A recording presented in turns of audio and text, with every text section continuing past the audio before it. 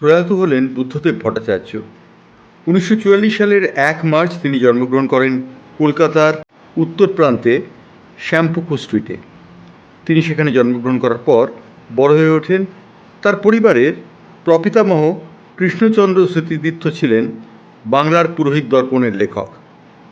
বাংলার পুরোহিতদের এই দর্পণ সবসময় তাদের কাছে অত্যন্ত প্রিয় একটি পুস্তিকা। বুদ্ধদেব ভট্টাচার্যের বাবা নেপালচন্দ্র ভট্টাচার্য ছিলেন সংস্কৃতির একটি অনুরাগী মানুষ এবং তিনি সরস্বতী প্রেস চালাতেন। বুদ্ধদেববাবু অবশ্য পারিবারিক ব্যবসায় আসেন না। তিনি প্রথমে একটি স্কুল থেকে পাশ করার পর তিনি সরাসরি চলে যান প্রেসিডেন্সি কলেজে বাংলায় অনার্স নিয়ে পড়তে এবং প্রেসিডেন্সি কলেজ থেকে বাংলায় স্নাতক হন এবং পরবর্তী পর্বে তিনি শহরতলিতে একটি স্কুলে চাকরি নিয়ে শিক্ষকতার চাকরি নিয়ে চলে যান সেখানে। এরপর বুদ্ধবাবু ধীরে ধীরে কমিউনিস্ট আন্দোলনের প্রতি সম্পৃক্ত হন। 1966 সালে তিনি কমিউনিস্ট দলের অর্থাৎ সিপিআইএমের সদস্যপদ লাভ করেন। সেই সময় তার সহযোগী বেশ কয়েকজন ছিলেন যাদের সঙ্গে তিনি সেই সময় গড়ে তোলেন একটি সাংস্কৃতিক পরিমণ্ডল এবং রাজনৈতিক পরিমণ্ডলও বটে। তার সেদিনের কমরেডদের মধ্যে ছিলেন সুভাষ চক্রবর্তী, ছিলেন আরেকজন যার নাম শ্যামল চক্রবর্তী এবং ছিলেন বিমান বসু। বিমান বসুকে বুদ্ধদেব ভট্টাচার্য বরাবরই বিমানদা বলে রাখতেন, কারণ তিনি মনে করতেন বিমান বসু তাদের অগ্রজ। বুদ্ধদেববাবু এইভাবেই নিজেকে কমিউনিস্ট আন্দোলনের সঙ্গে সম্পৃক্ত করেন। 1982 সালে তিনি কাশীপুর বিধানসভায় জয়লাভ করেন এবং প্রথমবার জয়লাভ করে তিনি বিধায়ক হন।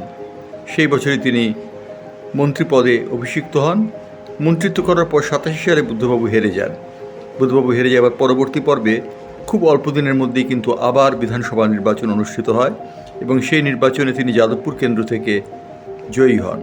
এই যাদবপুর কেন্দ্রটি বুদ্ধদেব ভট্টাচার্যের খাস তালুকে পরিণত হয়েছিল এবং 2011 সাল পর্যন্ত বুদ্ধদেববাবু এই তালুক থেকেই জয়লাভ করেছিলেন।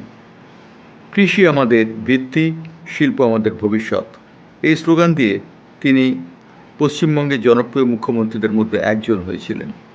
11 বছর তিনি টানা মুখ্যমন্ত্রিত্ব করেন জ্যোতি বসুর অবসানের পর এবং জ্যোতি বসুর অবসানের পর বুদ্ধদেব ভট্টাচার্য পশ্চিমবঙ্গকে নতুন দিশায় অভিষিক্ত করার চেষ্টা করেছিলেন।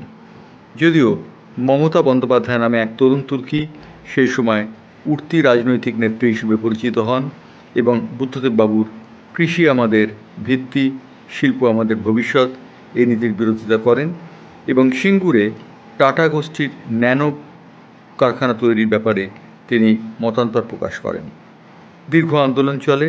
সেই আন্দোলনের ফলে মমতা বন্দ্যোপাধ্যায়ের জনপ্রিয়তা যেমন বৃদ্ধি পায়, ঠিক তেমনই বুদ্ধদেব ভট্টাচার্যের জনপ্রিয়তা হ্রাস পায়। 2011 সালের নির্বাচনে তার পরিণতি দেখা যায়। বুদ্ধদেব ভট্টাচার্যের বাম ফ্রন্ট সেবারে জয়লাভ করতে পারেনি, জয়লাভ করে তৃণমূল কংগ্রেস। তৃণমূল কংগ্রেস ক্ষমতায় আসার পর বুদ্ধদেব ভট্টাচার্য ক্রমশ অস্তমিত হয়ে যান। ভগ্নস্বাস্থ্যের কারণে তিনি সক্রিয় রাজনীতি থেকে দূরে চলে যান। এরপর বুদ্ধদেব ভট্টাচার্য তার পামাভেলুর বাড়িতে স্বেচ্ছায় ঘরবন্দি হয়েছিলেন। সেখানে তিনি শেষ নিঃশ্বাস ত্যাগ করলেন। তার আগে অবশ্য তার বেশ কয়েকবার হাসপাতাল বাড়ি করতে হয়েছে। তাকে হাসপাতালে থাকতে হয়েছিল উডল্যান্ডসে এবং বেলভিউতে। সেই সময় মুখ্যমন্ত্রী মমতা বন্দ্যোপাধ্যায় তার চিকিৎসার যাবতীয় ব্যবস্থা করেছিলেন। বুধবার দিন বুদ্ধদেব ভট্টাচার্য রাতের দিকে হঠাৎ প্রবল শ্বাসকষ্টে ভোগেন। সেই সময় তাকে নেবুলাইজার দেবার কথা ভাবা হয়। চিকিৎসকরা সকালবেলা নেবুলাইজার দিতে এসে দেখেন বুদ্ধদেববাবু তখন প্রায় অবসিত। বুদ্ধদেব ভট্টাচার্য নিষ্ক্রমিত হলেন এবং বুদ্ধদেব ভট্টাচার্যের এই নিষ্ক্রমণ নিঃসন্দেহে একটি অপূরণীয় ক্ষতি বলে চিহ্নিত হবে।